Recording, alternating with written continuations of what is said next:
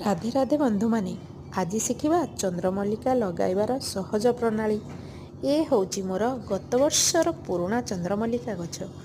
ତାହାରି ଡାଳରୁ ଆମେ ନୂଆ ଗଛ ତିଆରି କରିବା। ପ୍ରଥମେ ତ ତା'ର ଡାଳକୁ ଆମେ କାଟି ନେବା ବା ଭାଙ୍ଗି ନେବା।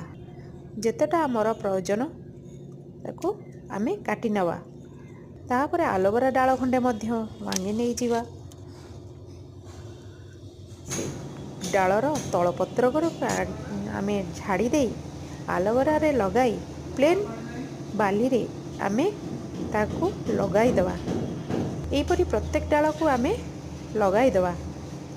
ତାକୁ 15 ଦିନ ରଖିଲା ପରେ ତା'ର ଚେର ଆପେ ଆପେ ବହୁତ ସହଜରେ ବଢ଼ି ଯାଇଥାଏ। ଆଉ ତାକୁ ଆମେ ନୂଆ ଡବାକୁ ଟ୍ରାନ୍ସଫର୍ କରିଦେବା ଏବଂ ପ୍ରତ୍ୟେକ ନୂଆ ପତ୍ର ଯେତେବେଳେ ବାହାରିବ, ଚାରିପତ୍ର ଲେଖା ହେଲେ